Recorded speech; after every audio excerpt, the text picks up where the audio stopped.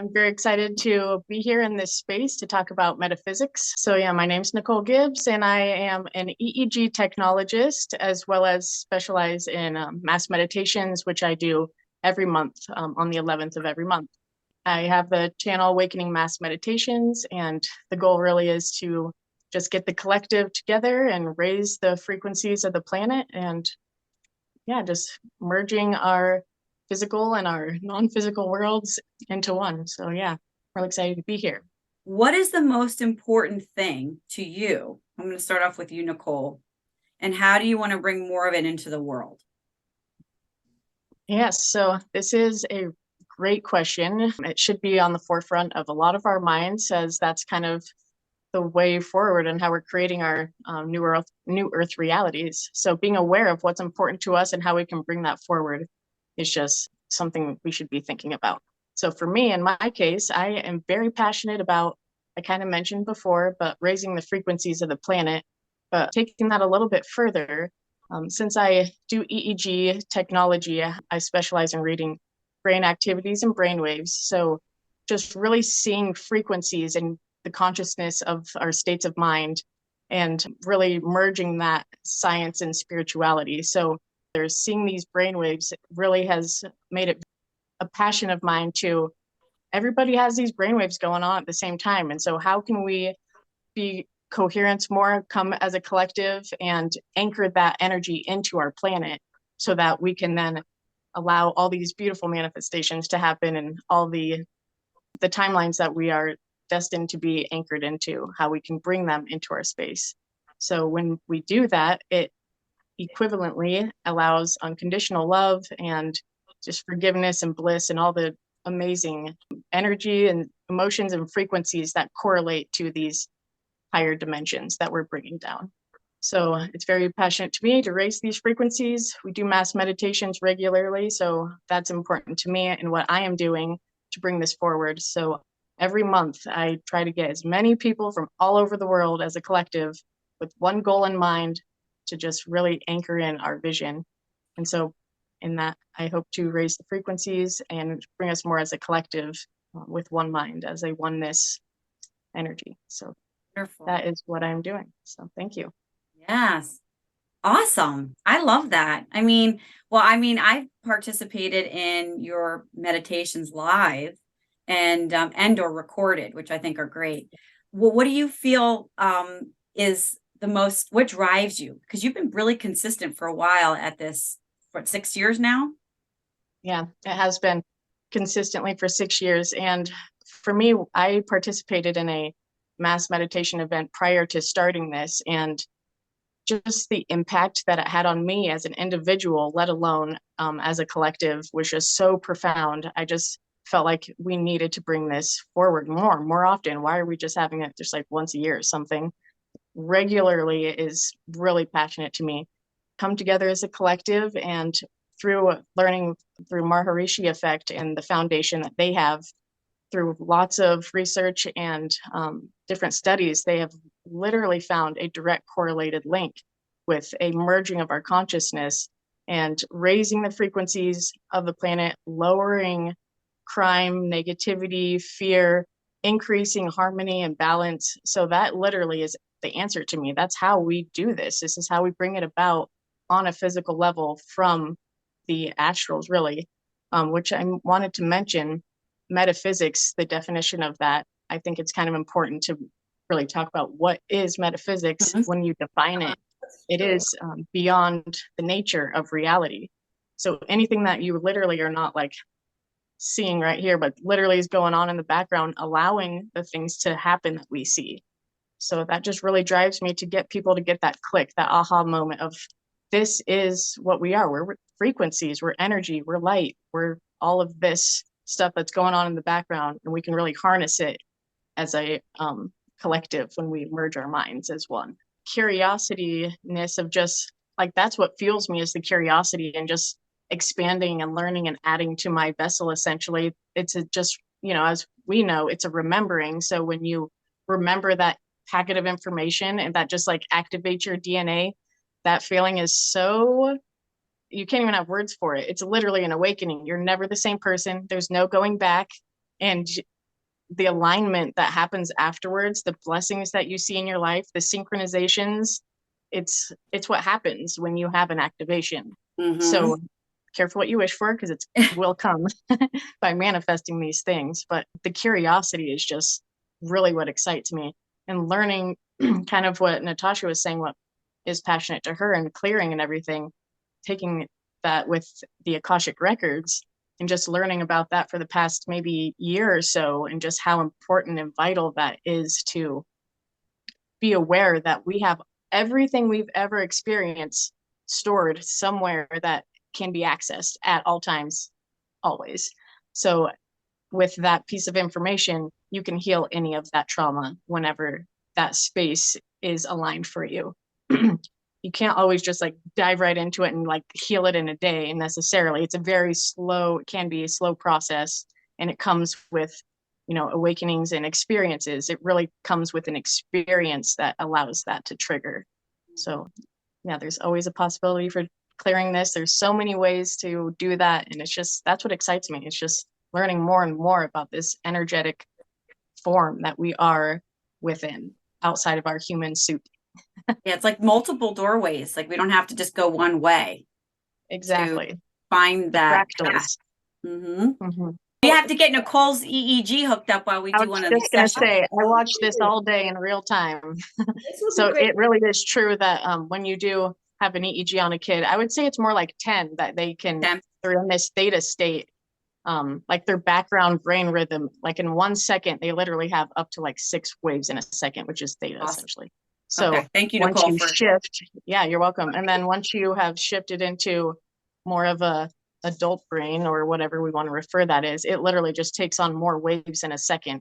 So that state of consciousness and how you shift from going into a drowsy state. Once you're drowsy, it's not even sleepy. It's like once you're not even fully awake, your theta state comes in.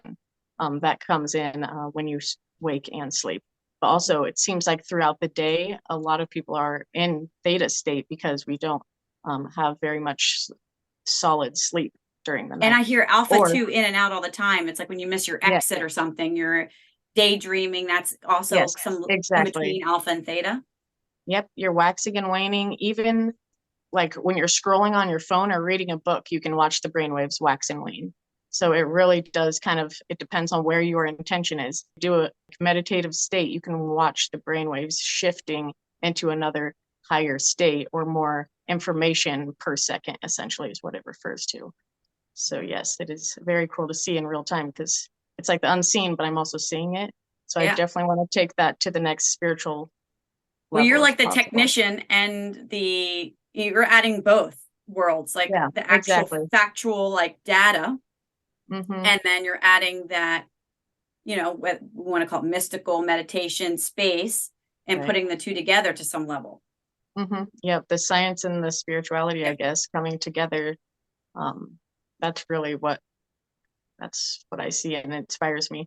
And just when we're thinking and not thinking, regardless, just knowing that our brainwaves at all times are firing away, essentially, and that we have the control over that. When we are aware, we can't be like distracted with all the distractions going on, because then we're not aware, and we don't have the ability to even go within to shift that state of mind. So you're essentially in an anxiety filled brain state, just with programs overriding that organic frequency, essentially. So yeah, very interesting.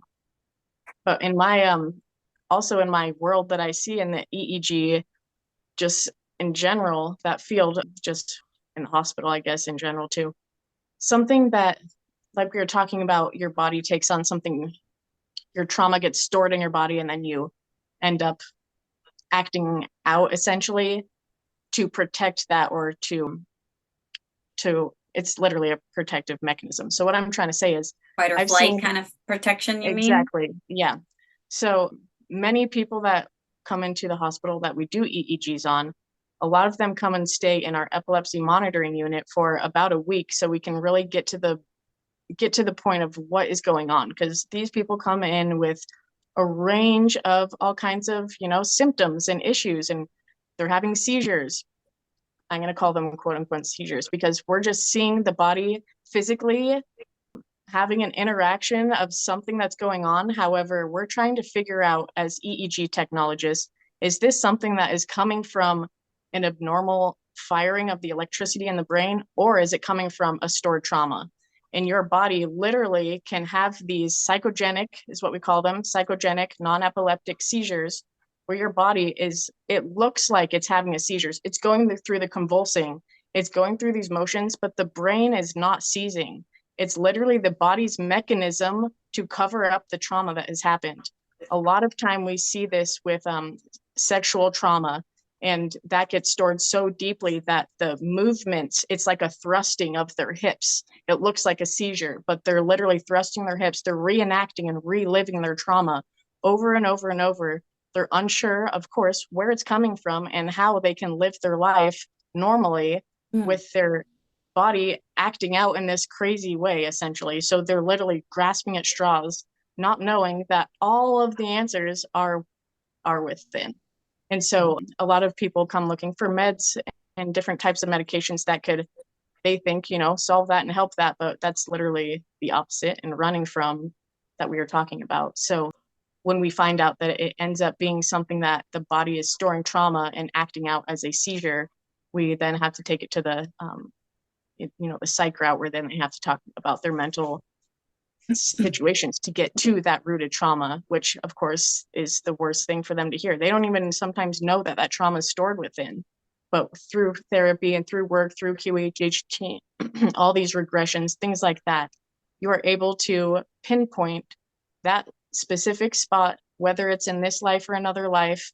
It can be done, but we have to know that our bodies are a reflection of everything we've experienced. And with that, we are in control of that. There's nobody else that can help you but yourself, and it's stored within always. And when you close your eyes, literally closing your eyes is the first thing that we as humans do not do very well during the day. But closing your eyes, allowing the visual from your pineal gland to take physical shapes and forms, because that's what our pineal gland's doing.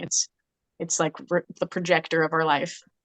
And so when we close our eyes, when we envision your life, start when you're a child, go through your life. Like, what are some things that stand out? What are some things that trigger you? And just keep going and through your life until you kind of sort that out. Obviously, there's so many ways to do this, but my main point is that this trauma is stored within.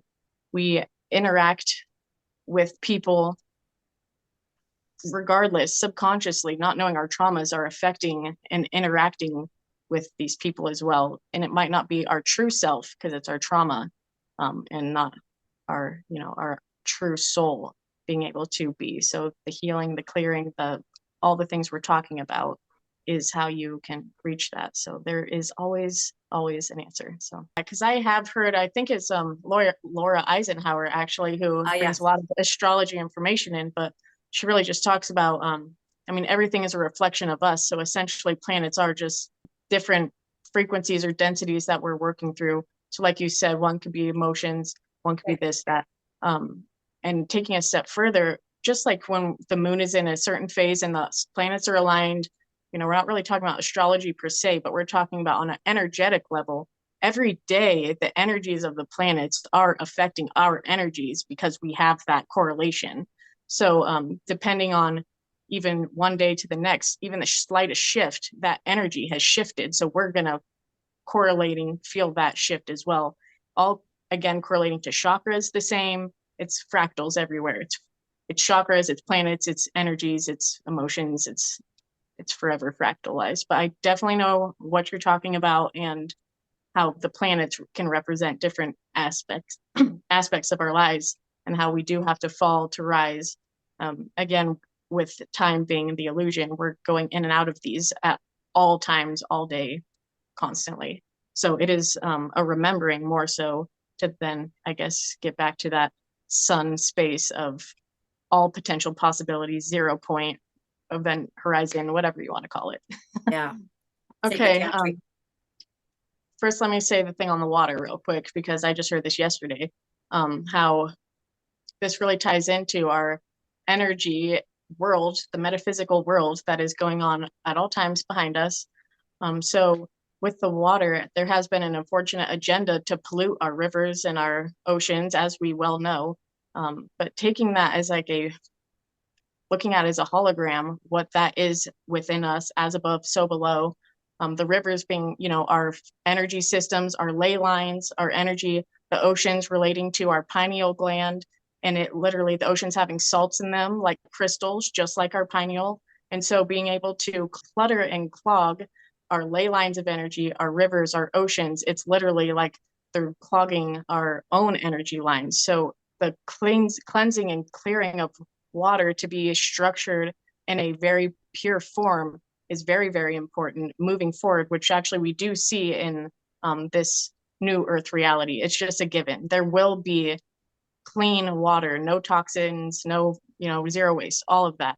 I mean, that's what we can expect as we raise our vibrations anyway. But I just thought it was really interesting, just the idea of the hologram that we live in. As things are above, things are so below, and that we do need to kind of be aware of our Earth, our planet, because it is literally a reflection of us and our bodies within.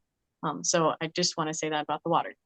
Now, the sacred geometry, pyramids in general, all over the world have sacred geometry shapes on them all over. And that unfortunately has been lost in hidden information because it is full of everything. All the answers is within the flower of life.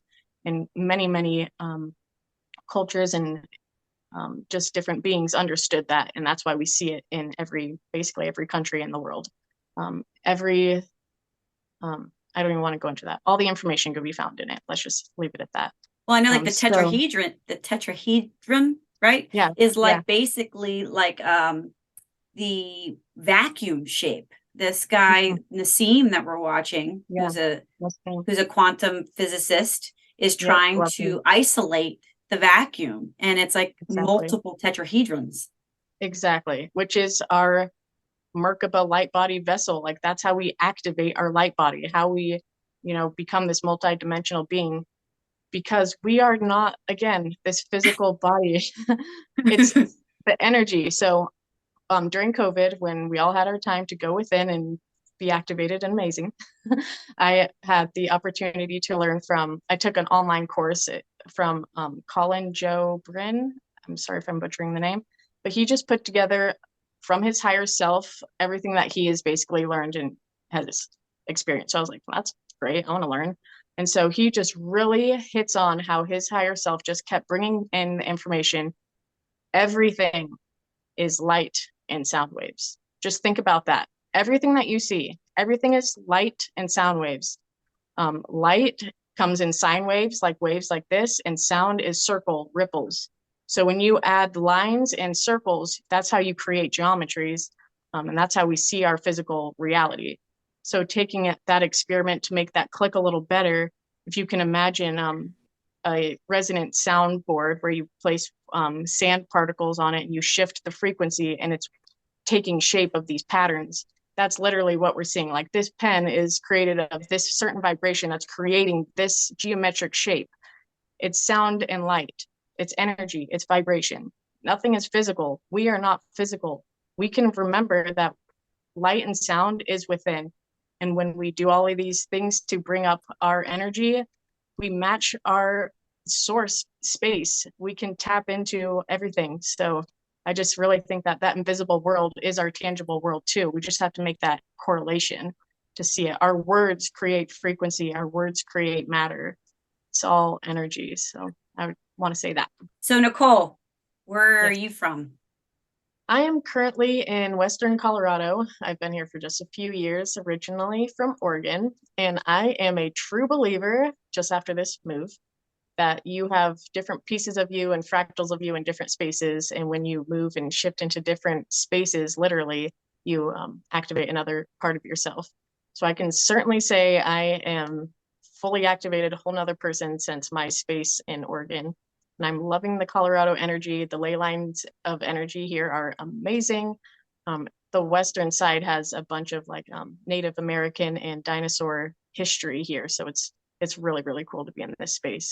It's very energetic and I love being here. So the meditation alone has just taken off because I feel so connected more to the earth here, being able to be going outdoors and just anchoring barefoot, all those great things. So I'm loving Colorado. You can find the Awakening Mass Meditations. They take place on the 11th of every month, but the timing changes because the time zones, I'm trying to include everybody, and the topic changes. And occasionally I'll have special hosts. So if I'm just going to plug that out there, if you feel inspired and have guided meditations and want to guide one, I would love to have you join and guide in a future mass meditation. So please reach out. So yes, Facebook, Telegram, YouTube, and awakeningmassmeditations.com. I also am selling eco-friendly organic apparel and products because that is huge for reprogramming our, energy and getting away from these harmful chemicals and toxins and things like that. And then you can also volunteer to become part of my Awakening World project, where you're going to be sent a pack to plant seeds, clean trash, and really just get our world back to the organic frequency that it needs to be in. So you can volunteer, become part of the Earth Tribe. That's what we're calling it. Become a part of our tribe, and join meditations, find music, join the tribe, and that's pretty much what I'm doing. So thank you again, and enjoy the rest of your day. Thank you. Awaken.